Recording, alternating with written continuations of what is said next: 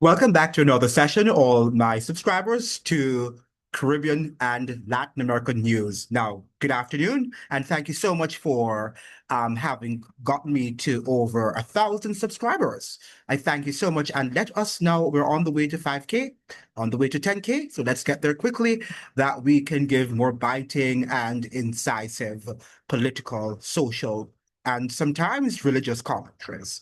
Okay, now, this afternoon, we are going to be looking at the title From War on Terror to the War on Venezuela. Is the Caribbean next? Is the United States expanding its global wars into the Caribbean?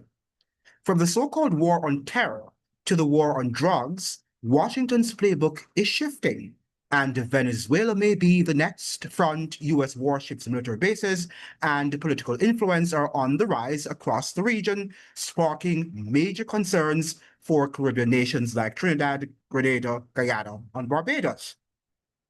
In this episode, we uncover how the U.S. foreign policy machine is quietly reshaping the Caribbean from economic pressure to military partnerships and what it really means for regional security or sovereignty. We like to use that word, sovereignty. Be sure to watch and also to subscribe to the channel.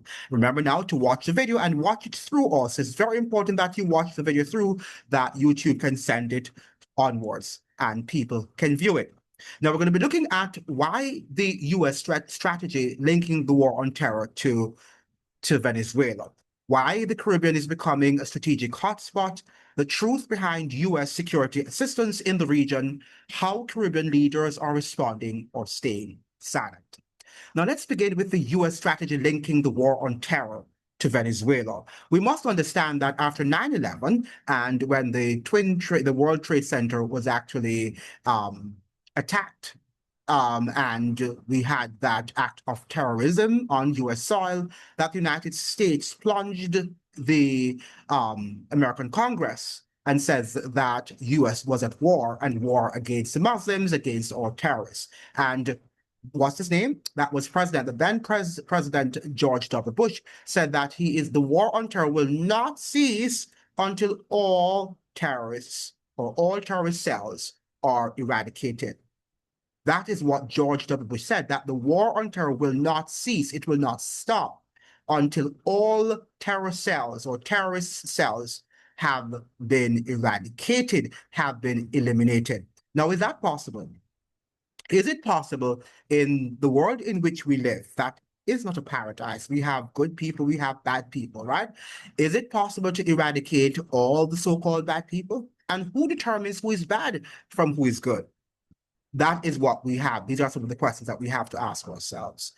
Now, the fact of the matter is that if we are living in a society that encourages the rule of law, we should ensure that systems are in place so that people can be tried in a court of law. Because if the president becomes the law or the lawyer and the judge and the executioner, that is going to be problematic. We are no longer living in democratic societies. That is what we have to understand. And in recent times, the president of the United States is suggesting that he has the power beyond Congress, above Congress, to declare war and to declare those who might be terrorists. And that is what happened under the Patriot Act. When the Patriot Act came into being after 9/11, that was one of the clauses, the many clauses in that law, is that the president, the executive, stands above the Congress, the legislative body, as if the president sees anything, perceives anything that affects the national security, he can declare war. Now, we're understanding that Trump is using Nicolas Maduro as a pretext to militarize the Caribbean and to bring that war to the Caribbean, suggesting that he's waging a war on the gangs. Remember, I told you that Prime Minister of Jamaica, Dr. Andrew Michael Holness, wrote an article sometimes was it last year or earlier this year, suggesting that he is waging a global war on the gangs. We see what is happening in Haiti, where they're also waging a war on the gangs. And the more they go there, have you recognized that the more they go there, the more trucks and armies and soldiers that they send there, military, equipment, that's the worse that it gets? It's the worst. Nothing happens there. Every time the United States enters a country, it goes there with chaos. It induces more chaos. Even if chaos was there, but it was manageable, and the United States compounds the chaos through military intervention. I would like you to tell me, ladies and gentlemen, for the last 50 years or more, what country can you tell me has the United States ever invaded, which created a much more peaceful and secured and calmer environment? Can you tell me of one country? Can you really tell me of a country in which she has gone and there hasn't been chaos and complaints by citizens of human rights violations? I really want you to tell me. And that is one of the reasons why the Haitians are very much not liking US military presence in, and UN military presence also in Haiti, because they understand the human rights violations when these people get there, that they overstep boundaries that should not be overstepped. Okay, so now we're seeing the war on terror in the Caribbean region. We're also told that all these drug traffickers and it appears to me also arms traffickers, that they are now going to be called narco-terrorists, and they are now enemy combatants. It means, therefore, that if you are an enemy combatant, the United States has the right to strike and to kill without any due process. Do you understand that? And these are the expressions, the terminologies that we are hearing coming from the media. And make no bones about it, when you hear the New York Times and the Washington Post pretending as if they're standing up to Trump, they're not. They're just trying to wage a psychological war on you and to make you become desensitized, not sensitized, but desensitized to these expressions such as enemy combatant, okay, and narco-terrorists, so that we can use these words and think that these words sound normal, okay, when we know that drug trafficking doesn't have anything to do with terrorism, okay? It is, you should set up effective means of policing, intelligence gathering to combat that trafficking, but it's not terrorism. It is not terrorism. And if it were terrorism, we would have probably long died years ago, because drug trafficking has been in the works for how many centuries? All right. So why is it now that in the 21st century, the United States is describing drug trafficking as terrorists and enemy combatants? And even that word, even though what happened in the United States after 9/11, the judicial system in the United States found that word to have been problematic, the word the enemy combatant. It was problematic for that the US, the executive branch of government in the United States, could just strike a citizen of any country without due process. It's something that they were uncomfortable with. And here in the Caribbean, we're seeing that being normalized. And no matter what we're hearing about, oh, we're a zone of peace, we're a zone of peace, we're not a zone of war, that is what CARICOM is saying. But they're not pulling together the root cause of what is happening and let us know that we have to challenge the United States in terms of drug trafficking and the fact that there's high demand there, and the oligarchs, the US oligarchs, whom are also involved in that trade, that they need to cease and desist from doing such. Okay? But they're not doing that. They're behaving as if it's a low man on the streets that they're trying to arrest and to cease from engaging in such nefarious activities, in drug trafficking, in arms trafficking. But when you look at the top, you are seeing people on Wall Street and, those who own the stock market are the ones who are plying the trade, but dressed in suits, right? And sound very refined, Harvard grads, right? And you think that they are so intelligent that they would not be involved in such dirty activities, don't you? That is how we think. And that is why they're winning the war on terror. And the war on terror has now arrived on Caribbean shores. And let me say something to you. We can talk about international law all we want to talk. But if we were watching, if we were astutely studying what happened in the Middle East on the war on terror, the United Nations chat all they want to chat and they talk. It's a talk shop. That is also a talk shop like CARICOM. The United Nations is also a talk shop like CARICOM, and a lot of these human rights groups that you think are vying for your rights, they are as corrupt as the drug traffickers walking on the streets. Sometimes even more so corrupt because they are the ones setting the law. Okay? So you can wait for them and talk about they're going to United Nations and United Nations Security, whatever, Council. And talk about that. I understand that Trinidad is not going to be up for that position to sit on the United Nations Security Council. I think they were going to be responsible for security in the region. But because of what Kamala Persad-Bissessar is doing and her stance on drug traffickers and drug trafficking and her alliance with Trump, with the Donald Trump administration. And it's interesting that he hasn't called her name. I haven't heard him call Persad-Bissessar. He normally bigs up the people who support him, the presidents and prime ministers, the leaders, political leaders who support him, right? He normally bigs them up, but he has not chosen to highlight her. Has he? Has he called her name? Don't know. And I hope she understands that she is just being used and at the appropriate moment, she will be spat out. Okay? I hope that she understands that.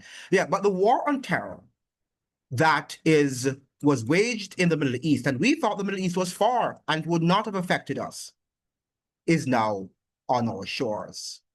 Is now on our shores. And we are going to have to deal with it. How we're going to deal with it, I don't know. But I think that the entire Caribbean, the region, is going to be plunged into a war zone. And we are going to be divided. It's also going to divide us ethnically, religiously, socially, educationally, politically. We are going to be divided in every aspect.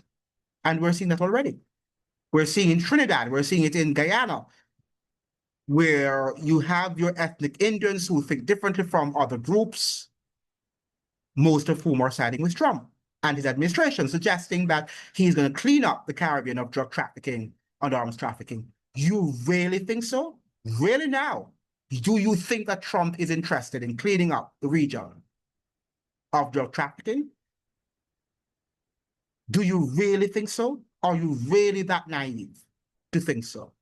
And not only Trump, any US president per se, whether Kamala Harris or any of the US presidents, would not and are not going to be willing, will not do it because they understand that the oligarchs make super profits therefrom.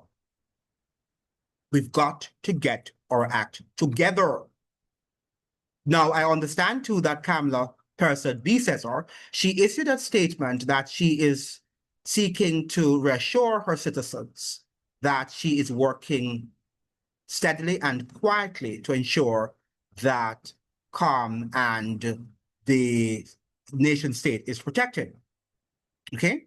The Prime Minister has broken her silence on the high alert adopted by law enforcement officials in the country after security advisory from the US Embassy to its citizens, assuring the population that she and her government are working quietly and decisively to keep you safe. That is what Kamala Persad-Bissessar has suggested. Now, Persad-Bissessar continued, we all recognize that the unacceptable rise in violence has touched every corner of our society. Trinidad and Tobago faces real threats from gangs, guns, and human trafficking. Our goal is clear: to reduce the number of victims and ease the heartbreak that too many families and communities endure each day.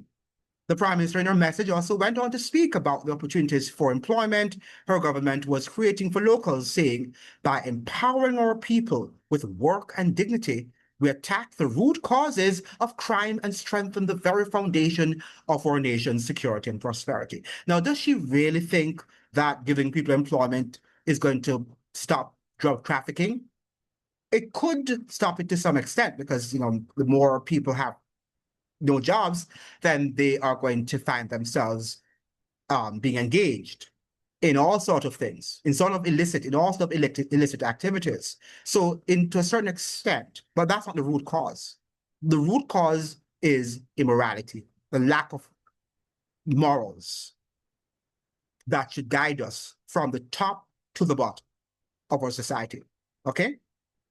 Now, one of the things that I have to teach you this afternoon is the whole matter of what we call the states of forces agreement. The status of forces, not the state, but the status of forces agreement. I want you to go home.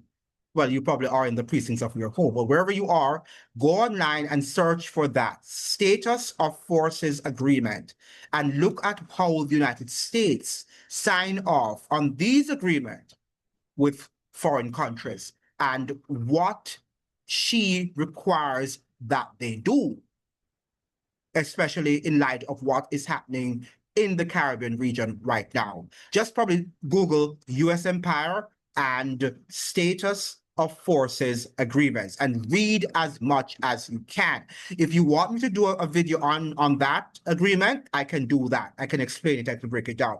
But look at what Chalmers Johnson, in a book that he has written, one of America's greatest scholars, he's no longer alive, but he wrote a book some years ago called The Sorrows of Empire: Militarism, Secrecy, and the End of the Republic. And this, I think that Chalmers Johnson can be aptly deemed as a political prophet.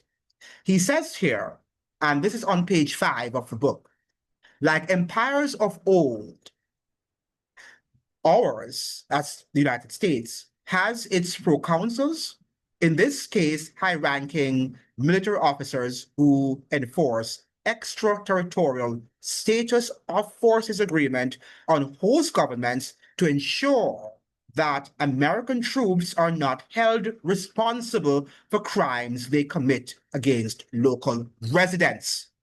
I want you to understand that. So if they rape the citizens, if they are drunk and they're driving and they kill somebody through reckless driving, they will not be held for the crimes that they commit. So when you think that you want soldiers to invade you, U.S. Marines and U.S. soldiers to invade your country, think about status or status, however you pronounce it, of forces agreement. And you need to go and research that. And there are lots of things that we need to assess about the American empire, because you need to understand, you need to look through everything that is happening. You need to look through the lens of the American empire, of the US empire. If you understand that, everything is going to be placed in proper perspective. Okay? Now, let me just read here. I'm shutting up now so that you can think about what I've just said. Now, what's in those agreements? Our militarized empire. Note what he says. Militarized empire is a physical reality with a distinct way of life, but it is also a network of economic and political interests.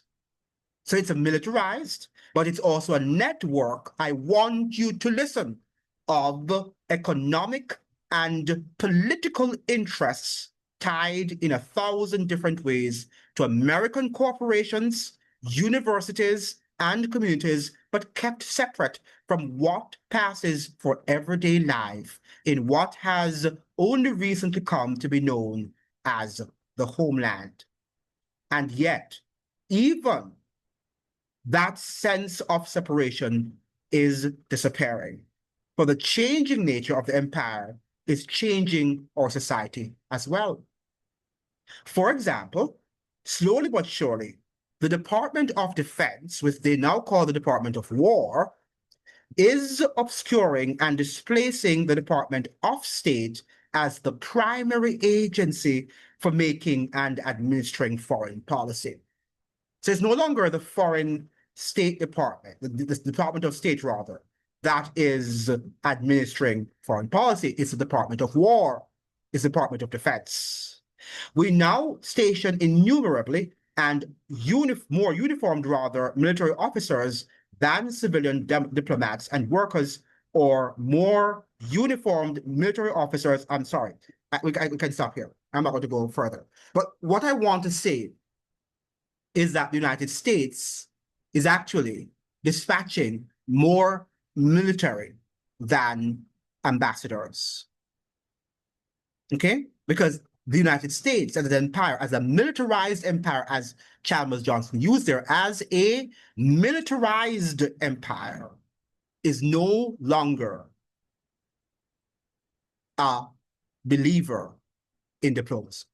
She believes in wars, and she will get what she wants, and she's going to go about it in the most violent way. Don't take lightly what Kamala Harris-B says or said when she says that drug traffickers have to die or should die violently. It means, therefore, that the war on terror, today, it's the two Trinidadians that died. Those are the guys who are the victims. Tomorrow, it might be you, it might be me, it might be a dissenter, a political dissenter, who will be called enemy combatant, a terrorist, and someone who should be struck down without any due process. The war on terror is now waging in the Caribbean. What are you and I going to do about it? Thank you so much for joining. I hope that you'd like, share, and subscribe. Like the video so the videos can be shared with as many people on the platform. And I look forward to sharing with you another expose on another important topical matter. And if you want me to talk about more on the status of forces agreement, please let me know in the comment section. Thank you so much. All the best to you. See you. Adios.